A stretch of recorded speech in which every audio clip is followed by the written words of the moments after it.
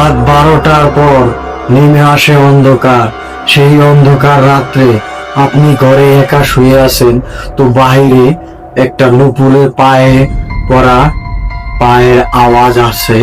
তো ঠিক এইভাবে ঠক ঠক ঠক।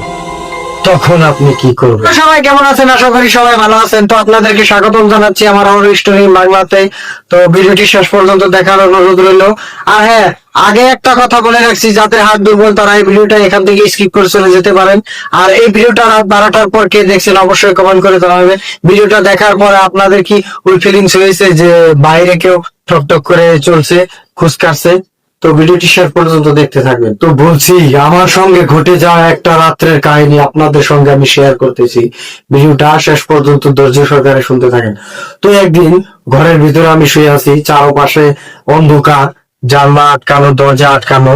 তো হঠাৎ রাত 12টার পর শুয়ে আছি, আমার এমন একটা মনে হলো আচমকা ঘরের বাইরে কে যেন নুপুর পায়ে হাঁটছে। তো প্রথমে আমি এটা অবশ্য অত খেয়াল করি নাই যে হয়তো অন্য কোনো জীবজন্তু বা কিংবা সাউন্ড হবে, তো আমি ওটা মার্ক করিনি।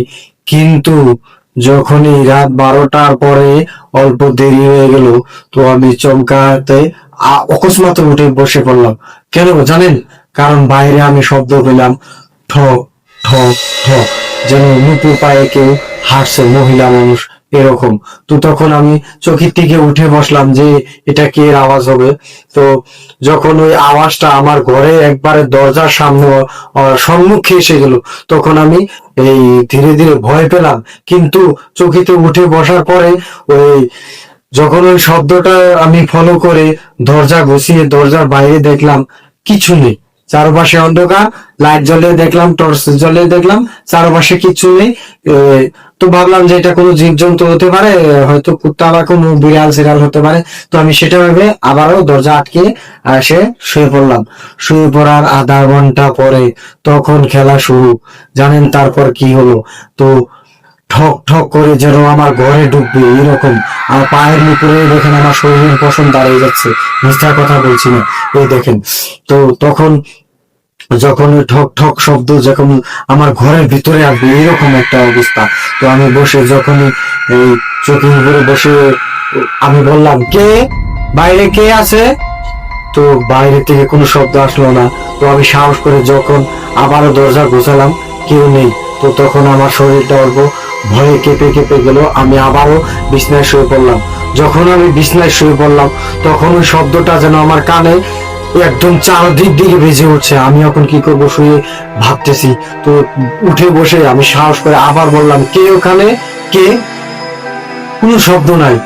যখনই আমি সাহস করে সামনে গিয়ে দরজা খুলে এরকম ভাবে সবাই মাত্র মাথাটা বের করে দিয়েছি, সম্মুখে সাদা কাপড় পরা ভাই। আমি সত্যি কথা বলছি, দেখেন আমার শরীরের পশম সব দাঁড়িয়ে যাচ্ছে। সাদা কাপড় পরা, চোখ মুখ একদম, ও ভাই কি বলবো, শুধু কঙ্কাল আমার দিকে তাকিয়ে রয়েছে। আমার ভিতরে যে কি একটা অবস্থা, আমি এটা আপনাদের শেয়ার করে বলতে পারবো না। এই দেখুন আমার শরীরের পশম সব দাঁড়িয়ে গেছে। আমি কি করব দিশা পাচ্ছি না। সঙ্গে সঙ্গে আমি দরজা সিটকা মেরে আমি বিছনায় ঠাস করে পড়ে গেলাম। আপনাদের সাথে যদি রাত্রে 12টার পর এরকম কাহিনী হয়, আপনি তখন কি করবেন অবশ্যই কমেন্ট করে জানাবেন। আর এরকম ভিডিও দেখতে চাইলে চ্যানেলটি সাবস্ক্রাইব করে পাশে থাকা বেল আইকনে প্রেস করে দেবেন। আর হ্যাঁ, ভিডিওটি কেমন লাগলো অবশ্যই কমেন্ট করে জানাবেন, এবং ভিডিওটি শেষ পর্যন্ত দেখার জন্য আপনাদেরকে অনেক অনেক ধন্যবাদ।